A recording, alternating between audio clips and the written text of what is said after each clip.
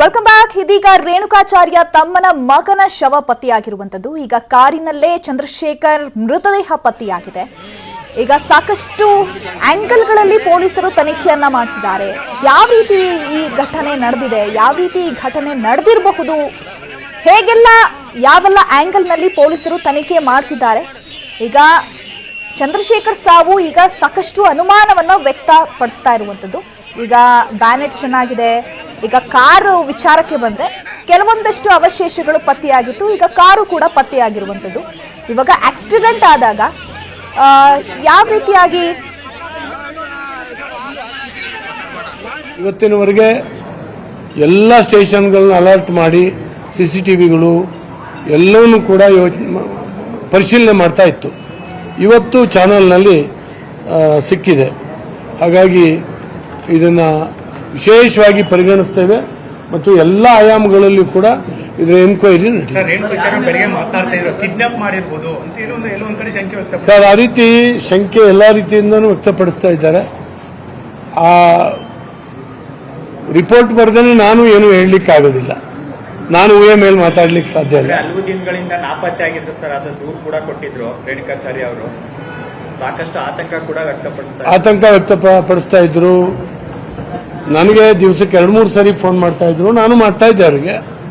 ನಾನು ಎಲ್ಲ SP-ಗಳಿಗೆ, DGP ಎಲ್ಲ ಹಂತದ ಅಧಿಕಾರಿಗಳಿಗೂ ನಾನು ಸೂಚನೆ ಕೊಟ್ಟಿದ್ದೆ ಮತ್ತು ಎಲ್ಲ ರೀತಿಯಿಂದನೂ ಸರ್ಚ್ ಮಾಡ್ತಾ ಇದ್ರು. ಇವತ್ತು ಸಿಕ್ಕಿದೆ. ಸರ್, ಇನ್ನು CM ಕಚೇರಿಯಲ್ಲಿ ಒಂದು ಹನಿ ಟ್ರಾಪ್ ಕೇಸ್ ಆಗಿ ಸಸ್ಪೆಂಡ್ ಆಗಿದೆ. ನನಗೇನು ಮಾಹಿತಿ ಇಲ್ಲ ಸರ್. ಮಂಡ್ಯದಲ್ಲಿ ಒಬ್ಬ ಕಾನ್ಸ್ಟೇಬಲ್ ಮಾನವೀಯತೆ ಗೃಹ ಸಚಿವ ಆರ್ ಜ್ಞಾನೇಂದ್ರ ಕೂಡ ಮಾತನಾಡಿದ್ರು. ಎಲ್ಲ ಆಂಗಲ್ಗಳಲ್ಲೂ ಕೂಡ ಪೊಲೀಸರು ತನಿಖೆಯನ್ನ ಮಾಡ್ತಿದ್ದಾರೆ. ಈ ವಿಚಾರಕ್ಕೆ ಸಂಬಂಧಪಟ್ಟಂತೆ ಅಥವಾ ಈ ಕೇಸ್ಗೆ ಸಂಬಂಧಪಟ್ಟಂತೆ ನಾನು ಕೂಡ ಮಾಹಿತಿಯನ್ನ ಪಡ್ಕೊಳ್ಬೇಕಾಗತ್ತೆ. ಇದೇ ಸಂದರ್ಭದಲ್ಲಿ ಏನೂ ಹೇಳಕ್ಕಾಗಲ್ಲ ಅನ್ನುವಂತ ಮಾತುಗಳನ್ನ ಆಡ್ತಿದ್ದಾರೆ ಗೃಹ ಸಚಿವ ಆರ್ ಜ್ಞಾನೇಂದ್ರ. ಈಗ ಪೊಲೀಸರು ಕೂಡ ಸಾಕಷ್ಟು ಆಂಗಲ್ಗಳಿಂದ ತನಿಖೆಯನ್ನ ಮಾಡ್ತಿದ್ದಾರೆ. ಇವಾಗ ಕಾರ್ ಸಿಕ್ಕಿದೆ ತುಂಗಾ ನಾಲೆ ಬಳಿಯಲ್ಲಿ.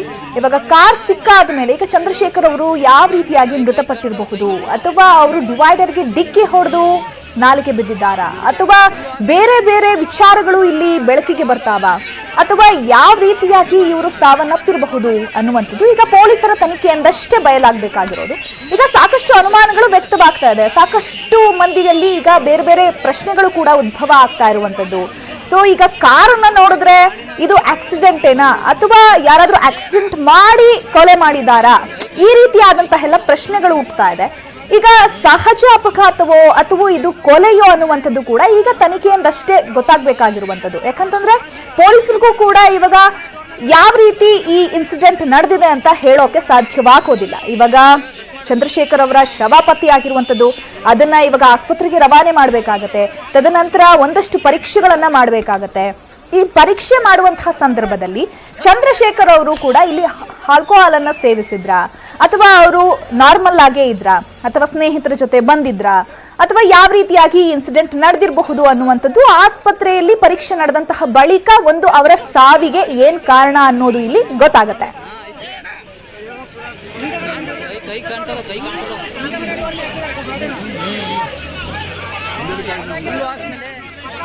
ಈ ಬಗ್ಗೆ ನಮ್ಮ ಜೊತೆಗೆ ಮಾತನಾಡೋದಕ್ಕೆ ಫೋನ್ ಸಂಪರ್ಕದಲ್ಲಿ ಜಾಯಿನ್ ಆಗ್ತಾ ಇದ್ದಾರೆ ಪ್ರತ್ಯಕ್ಷದರ್ಶಿ ಶ್ರೀಧರ್ ಅವರು. ನಮಸ್ತೆ ಸರ್. ನಮಸ್ತೆ ಮೇಡಮ್. ಸರ್, ಈಗ ಸ್ಥಳದಲ್ಲಿ ಏನ್ ನಡೀತಾ ಇದೆ, ಇವಾಗ ಪೊಲೀಸರು ಏನೆಲ್ಲ ಇನ್ಫಾರ್ಮೇಶನ್ ಕಲೆಕ್ಟ್ ಮಾಡ್ತಿದ್ದಾರೆ, ಇವಾಗ ಸದ್ಯದಲ್ಲಿ ನೀವು ಅಲ್ಲಿ ಸ್ಥಳದಲ್ಲಿ ಇದ್ದೀರಾ? ಹೌದು ಮೇಡಮ್, ಹೌದು ಮೇಡಮ್. ಏನ್ ನಡೀತಾ ಇದೆ ಸರ್ ಇವಾಗ ಅಲ್ಲಿ?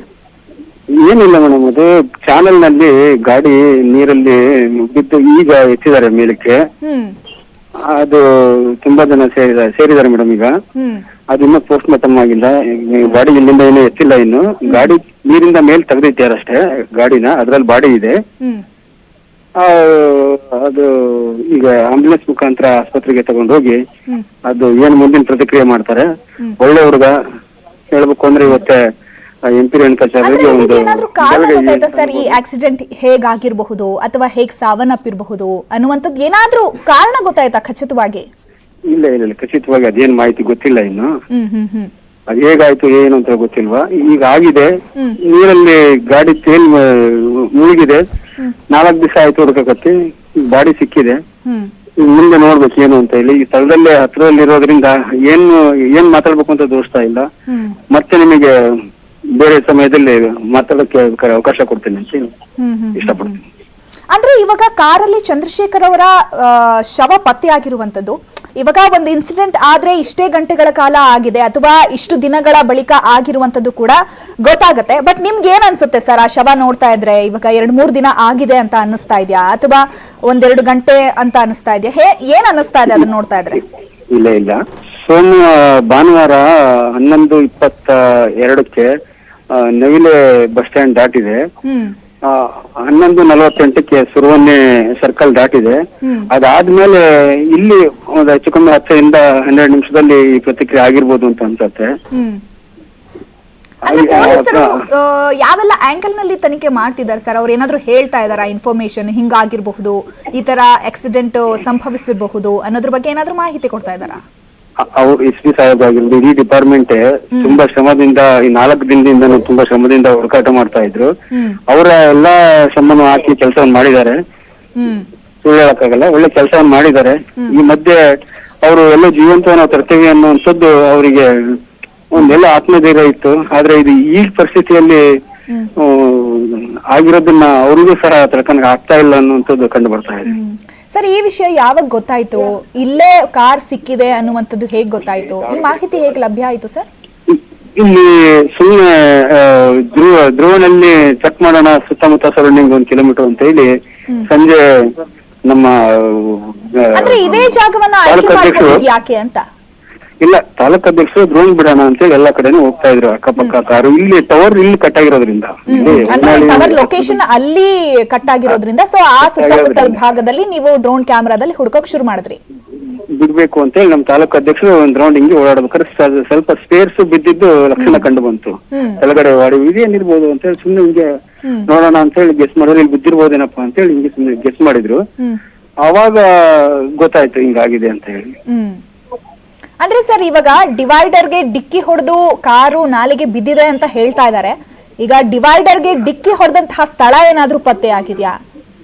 ಇಲ್ಲ, ಆ ತರ ಲಕ್ಷಣಗಳು ಇನ್ನು ಈಗ ಪ್ರಾರಂಭ ಆಗಿರೋದ್ರಿಂದ ಆ ತರದ್ ಏನು ಕಂಡು ಬರ್ತಾ ಇಲ್ಲ. ಅದು ಹೇಗಾಯ್ತು ಏನು ಅಂತ ಹೇಳಿ ಗೊತ್ತಿಲ್ಲ. ಬಟ್ ಹಿಂಗಾಗ್ಬಾರ್ದಾಗಿತ್ತು.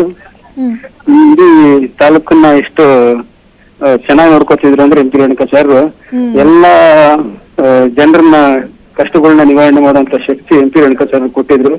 ಆದ್ರೆ ಅವರ ತಮ್ಮನ ಮಗನ್ನ ಈ ರೀತಿ ನೋಡೋದು ಅವ್ರ ಕೈಯಲ್ಲಿ ನಾವೆಲ್ಲ ಬಯಸ್ತೀವಿ ಅಂತ ಅನ್ಕೊಂಡಿದ್ದಿಲ್ಲ ನಾವೆಲ್ಲ. ಸರ್, ಈ ಇನ್ಸಿಡೆಂಟ್ ನೋಡ್ತಾ ಇದ್ರೆ ನಿಮ್ಗೆ ಏನ್ ಅನ್ಸುತ್ತೆ? ನಿಮ್ಗೆ ಏನಾದ್ರೂ ಅನುಮಾನ ವ್ಯಕ್ತ ಆಗುತ್ತಾ ಹಿಂಗಾಗಿರ್ಬಹುದು ಅನ್ನುವಂತ ಏನಾದ್ರೂ ಶಂಕೆ ಇದೆಯಾ? ಹೇಗೆ ಅದು ನಮ್ಗೆ ಹೇಳಕ್ಕಾಗಲ್ಲ, ಗೊತ್ತಾಗಲ್ಲ. ಅದೆಲ್ಲ ನಾವೆಲ್ಲ ಹಿಂಗೆ ಹೇಳಕ್ಕಾಗತ್ತೆ. ನೋಡ್ಬೇಕು ಪೊಲೀಸ್ ಅಧಿಕಾರಿಗಳು ತನಿಖೆ ಮುಖಾಂತರ ಏನು ಎಂತು ಅಂತ ಹೇಳಿ ಆಮೇಲೆ ಗೊತ್ತಾಗತ್ತೆ. ಓಕೆ, ಧನ್ಯವಾದಗಳು ಸರ್, ನ್ಯೂಸ್ 18 ಜೊತೆ ಮಾತನಾಡಿದ್ದಕ್ಕೆ. ಇದೀಗ ಮತ್ತೊಂದು ಕಡೆ ಹೊನ್ನಾಳಿ ಶಾಸಕ ರೇಣುಕಾಚಾರ್ಯ ಅವರ ಕಣ್ಣೀರು ಮುಂದಿರುವಂತದ್ದು. ಅಫ್ಕೋರ್ಸ್ ಇನ್ನೂ ಕೂಡ ಕಾರ್ ಸಿಕ್ಕಿರ್ಲಿಲ್ಲ, ಆಲ್ರೆಡಿ ರೇಣುಕಾಚಾರ್ಯ ಅವರು ಕುಗ್ಬಿಟ್ಟಿದ್ರು.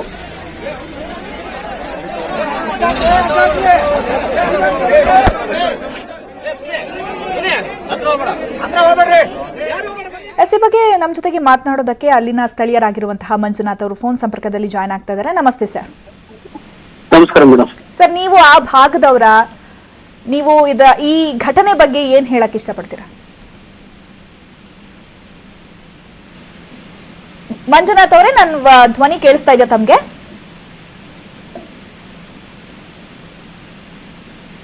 ಓಕೆ, ಮತ್ತೆ ನಿಮ್ಮನ್ನ ಸಂಪರ್ಕ ಮಾಡ್ತೀವಿ. ಅಲ್ಲಿನ ಸ್ಥಳೀಯರಾಗಿರುವಂತಹ ಮಂಜುನಾಥ್ ಅವರು ನಮ್ಮ ಜೊತೆಗೆ ಫೋನ್ ಸಂಪರ್ಕದಲ್ಲಿ ಕನೆಕ್ಟ್ ಆಗಿದ್ರು, ಬಟ್ ಮಾತನಾಡೋದು ಕೇಳಿಸ್ತಾ ಇರಲಿಲ್ಲ ಅನ್ಸುತ್ತೆ. ಮತ್ತೊಮ್ಮೆ ಟ್ರೈ ಮಾಡ್ತೀವಿ. ಬಟ್ ಇವಾಗ ಎಕ್ಸ್ಪ್ಲೈನ್ ಮಾಡ್ತಾ ಇದ್ದೆ, ಇವಾಗ ಕಾರು ಹೊರ ತೆಗೆದಿರುವಂಥದ್ದು ಪೊಲೀಸವರು ಕೂಡ. ಇವಾಗ ಶವವನ್ನ ಕೂಡ ರವಾನೆ ಆಗಿಲ್ಲ ಆಸ್ಪತ್ರೆಗೆ. ಈಗ ಆಸ್ಪತ್ರೆಗೆ ಹೋದಾದ್ಮೇಲೆ ಗೊತ್ತಾಗತ್ತೆ, ಅವರನ್ನ ಪರೀಕ್ಷೆಗೆ ಒಳಪಡಿಸಿದಾಗ ಗೊತ್ತಾಗತ್ತೆ ಸಾವಿಗೆ ಏನ್ ಕಾರಣ ಇರಬಹುದು ಅಂತ. ಅಂಡ್ ಅಲ್ಲಿ ನೆರೆದಿರ್ತಕ್ಕಂತಹ ಜನರಾಗಿರಬಹುದು ಅಥವಾ ಅದನ್ನ ನೋಡ್ತಾ ಇರುವಂತಹ ಜನರಾಗಿರ್ಬಹುದು, ಸಾಕಷ್ಟು ಕ್ವಶನ್ಸ್ಗಳು, ಪ್ರಶ್ನೆಗಳು ಉದ್ಭವ ಆಗುತ್ತೆ, ಶಂಕೆ ವ್ಯಕ್ತವಾಗುತ್ತೆ, ಅನುಮಾನ ವ್ಯಕ್ತವಾಗುತ್ತೆ. ಯಾಕಂತಂದ್ರೆ ಯಾವ ಆಂಗಲ್ ನಲ್ಲಿ ಈ ಇನ್ಸಿಡೆಂಟ್ ನಡೆದಿದೆ ಅನ್ನುವಂಥದ್ದನ್ನ ಇವಾಗ ನಾವು ತನಿಖೆಯಿಂದಷ್ಟೇ ಕೂಡ ಹೇಳಕ್ಕಾಗುತ್ತೆ. ಯಾಕಂತಂದ್ರೆ ಇವಾಗ ಹೇಳ್ತಾ ಇರೋದು ಕಾರ್ನಲ್ಲಿ ಬಂದಿದ್ರು, ರಾತ್ರಿ ವೇಳೆ ಅವರು ಕಾರನ್ನ ಚಲಾವಣೆ ಮಾಡ್ತಾ ಇರಬೇಕಾದ್ರೆ ಡಿವೈಡರ್ಗೆ ಡಿಕ್ಕಿ ಹೊಡೆದು ನಾಲೆಗೆ ಬಿದ್ದಿದೆ ಅಂತ. ಬಟ್ ಆದರೆ ಡಿವೈಡರ್ಗೆ ಡಿಕ್ಕಿ ಹೊಡೆದು ನಾಲೆಗೆ ಬಿದ್ದಿದ್ರೆ ಬಟ್ ಡಿವೈಡರು ಇದೆಯಲ್ಲ, ಸೊ ಆ ಸ್ಥಳವನ್ನ ಕೂಡ ಪರಿಶೀಲನೆ ಮಾಡಬೇಕಾಗುತ್ತೆ. ಸದ್ಯಕ್ಕೆ ಎಲ್ಲೂ ಕೂಡ ಆ ರೀತಿಯಾದಂತಹ ಸ್ಥಳ ಇನ್ನೂ ಪತ್ತೆ ಆಗಿಲ್ಲ. ಅಂಡ್ ಮೋರ್ ಓವರ್ ಇವಾಗ ಅವರ ಟವರ್ ಲೊಕೇಶನ್ ಅಲ್ಲಿ ಎಂಡ್ ಆಗಿರೋದ್ರಿಂದ ಇದರ ಆಧಾರದ ಮೇಲೆ ಅವರು ಅಲ್ಲಿ ಡ್ರೋನ್ ಕ್ಯಾಮ್ರಾದ ಸಹಾಯದಿಂದ ಸುತ್ತಮುತ್ತ ತನಿಖೆಯನ್ನ ಮಾಡ್ತಾ ಇದ್ರು. ಅಂಡ್ ಮಂಜುನಾಥ್ ಅವರು ಮತ್ತೊಮ್ಮೆ ನಮ್ಮ ಜೊತೆಗೆ ಫೋನ್ ಸಂಪರ್ಕದಲ್ಲಿ ಜಾಯ್ನ್ ಆಗ್ತಿದ್ದಾರೆ. ಮಂಜುನಾಥ್ ಅವರೇ, ನೀವು ಕೂಡ ಆ ಭಾಗದಲ್ಲಿ ಇರುವಂತವ್ರ, ಇವಾಗ ಘಟನೆ ನಡೆದಿದೆ ಅಂತ ಹೇಳ್ತಾ ಇದ್ರಲ್ಲ, ಈಗ ಆಕ್ಸಿಡೆಂಟ್ ಆಗಿದೆ ಮತ್ತೆ ಕಾರು ನಾಲೆಗೆ ಬಿದ್ದಿದೆ ಅಂತ ಹೇಳ್ತಾ ಇದಾರಲ್ಲ, ಏನಾಗಿದೆ ಸದ್ಯಕ್ಕಲ್ಲಿ ಈಗ? ಸದ್ಯ ಈಗ ಮೇಡಮ್ ಈಗ ಬಂದು ಚಾನಲ್ ಅಲ್ಲಿ ಬಿದ್ದಿದೆ, ಅದು ಮೇನ್ ಚಾನಲ್. ಅದನ್ನೀಗ ಎತ್ತಿ ಮೇಲ್ ಬಾಡಿ ತೆಗ್ದಿರೋ, ಹೊರಕ್ಕೆ ಬಾಡಿ ತೆಗ್ದಿಲ್ಲ, ಇನ್ನು ಇನ್ವೆಸ್ಟಿಗೇಷನ್ ನಡೀತಾ ಇದೆ. ಅದು ಇನ್ವೆಸ್ಟಿಗೇಷನ್ ಏನಾಗುತ್ತೆ ನೋಡಿ, ಏನಾಗಿದೆ ಅನ್ನೋದು ಗೊತ್ತಾಗ್ತಾ ಇಲ್ಲ ಮೇಡಮ್. ಮೇಡಮ್ ಅವರು ಸರ್, ನೀವು ಕೂಡ ಅಲ್ಲಿ ಸ್ಪಾಟ್ ಅಲ್ಲಿ ಇದ್ದೀರಾ ಇವಾಗ? ಹ್ಞೂ ಮೇಡಮ್, ಇವಾಗ ಸ್ಪಾಟ್ ಅಲ್ಲೇ ಇದ್ದೀನಿ. ನಾನು ಬಹಳ ಸ್ನೇಹಿತ ಮೇಡಮ್, ನಾನು ಪಕ್ಕದಲ್ಲಿ ಅವ್ರ ಮನೆ ಇದ್ದಂಗಿದೆ ಮೇಡಮ್. ಇಲ್ಲ ಅವ್ರ ಮನೆಯಿಂದ 2 ಕಿಲೋಮೀಟರ್ ಮಂಜುನಾಥ್ ಅಂತ ಪನಾಯ್ಕ ನಡ್ಯಾರ ನಾವು.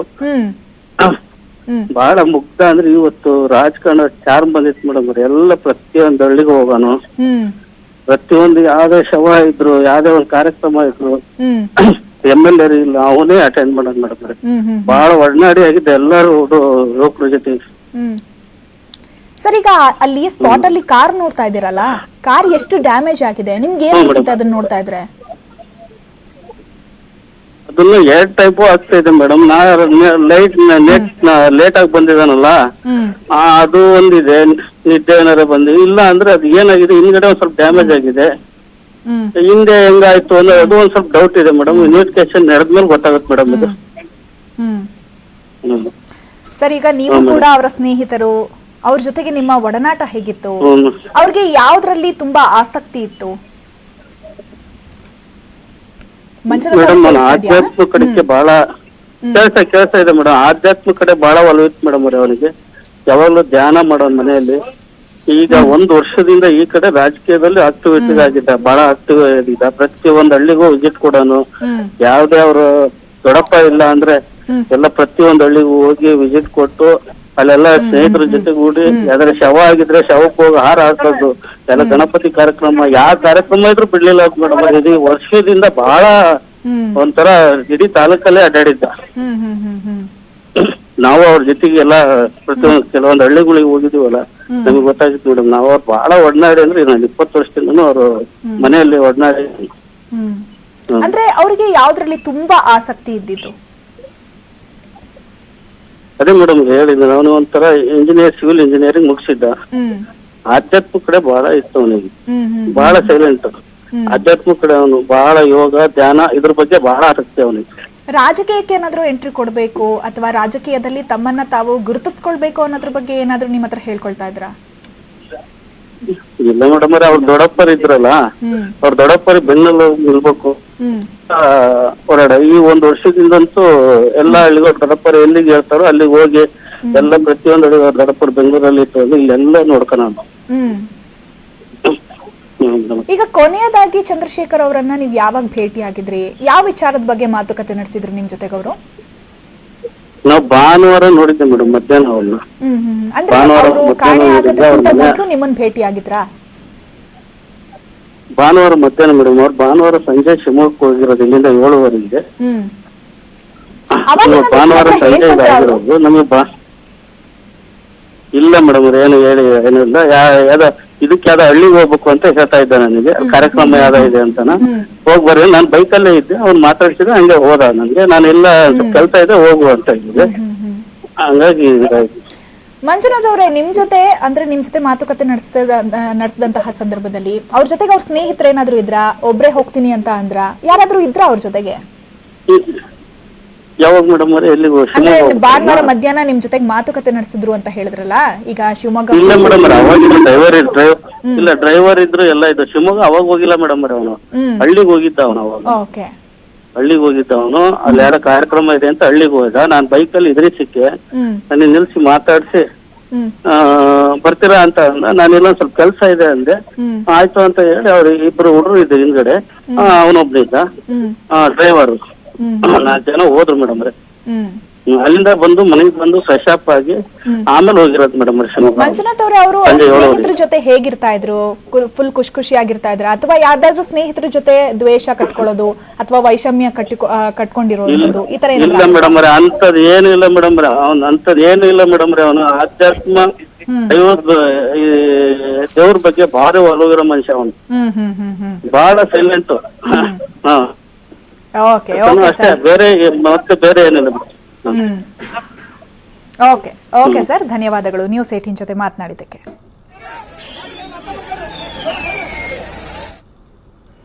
ಸುದ್ದಿ ಮುಂದುವರಿಯುತ್ತೆ ಸ್ಮಾಲ್ ಬ್ರೇಕ್ ಆದ್ಮೇಲೆ.